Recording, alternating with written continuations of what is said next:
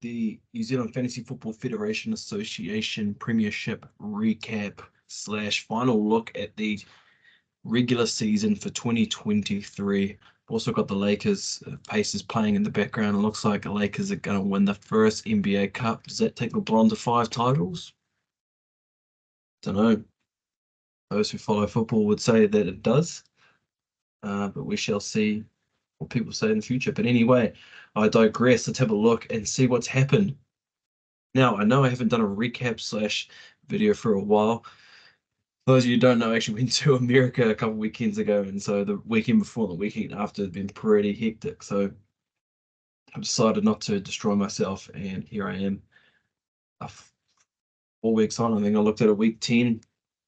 Here we are, week 14, where a lot has happened. So current stance in the table looks like Sam, and Clarence have all but guaranteed their spot in the playoffs. I don't see any of these guys falling out due to points differential. Yes, it is possible, but pretty much everyone here would have to win. These guys would have to lose, and like Eli would have to score 300 points more than one of these guys to push him down. So I don't foresee that happening.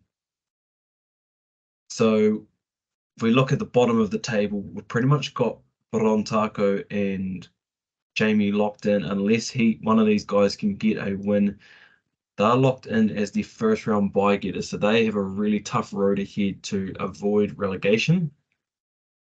And currently we've got Eli, Lloyd, Gav, and Sylvan battling it out for those bottom spots, remaining bottom spots for relegation. So now the season is really heating up. It's been hot. This week is massive, though. Massive for the entirety of the league because these 3 guys are eliminated. But in theory, Gav can still make it. And obviously, Lloyd and Eli, with a win, can also make it. So the Lakers are up by 16 points as well. So let's see and have a look. So I'm playing Gav. So Gav needs to beat me to have a shot at making it in. And both Lloyd and Eli would have to lose. And are they playing each other? So Lloyd's playing Sam, and Eli is playing Taco. So they both have to lose, and then Caleb, and then he would have to beat out the next person in points differential. So I have to really underscore Gav to fall out for him to get above me. So it's super unlikely he makes the playoffs. Who else have we got? So the other big games, we've got Caleb playing Gyro. Oh, rip. So the loser pretty much drops out. Actually, not necessarily. If Lloyd... So Gyro, yeah, the winner of this game is in. The loser can still make it. Man, Zico Elliott, that's just so clutch. Obviously not on purpose, but just to have that. And then Landon Roberts. Injury question mark when it comes through the double-digit game for Gyro. So it's not looking good for Caleb straight off the bat. So Caleb can still make it, though, because he has much higher points scored than Eli and Lloyd. So the loser of this match up here needs to hope that Taco can win and Sam can win. So Sam has got a very strong team, surprisingly. Rashad White, even though he didn't even want him at the draft, has been absolutely clutch. I think he's like the RB5 on the season. Could be wrong, but RB6, half PPR. So absolutely clutch. $27 in the draft. Sam will take that. Stacking alongside AJ Brown. Noah Brown should actually be decent for the rest of the season without Tank Dell. Derrick Henry's been coming on. Of course, we've got Christian McCaffrey and the Hawk strap. Sam's looking fairly strong. I'd say he can easily beat Lloyd this week. When you're starting Hunt and Pierce, doesn't matter if you have Puka, Olave, Adams. And who's your other guy? Don't you have someone else? Oh, that's right. Oh, rip to the undies. Lloyd. Oh, and Chase, yeah. I think Sam will still take the win there. So Lloyd is really going to struggle there. Eli has a chance though because he's playing Taco. Although Casey is versing Buffalo at home, so that should be a high-scoring matchup. And he's also got Diggs, so this could be the week where Taco finally gets a win and shuts the door on Eli's playoff hopes.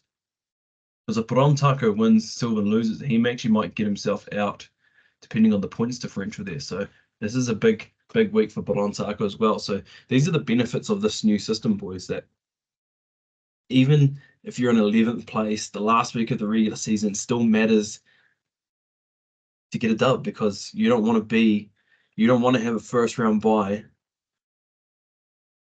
in the bottom six. You want to be playing in that first week so that you have two chances to avoid relegation. So yeah, I'm loving this. So what else have we got happening? And Caleb has left 81 fab. That is just crazy. Where would he have been if he'd spent some fab? That is the real question.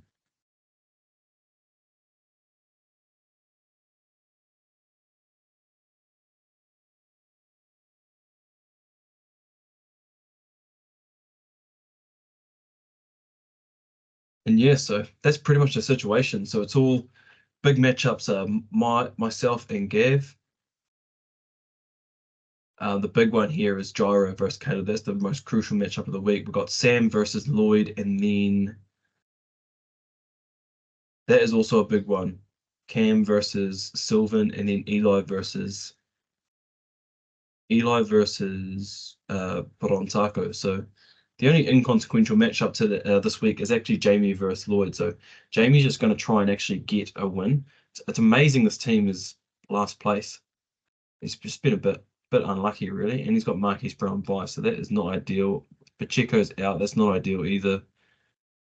He's going to struggle to avoid elimination. It's just a reminder with the trade rules in the playoffs, once your team is eliminated, you cannot trade.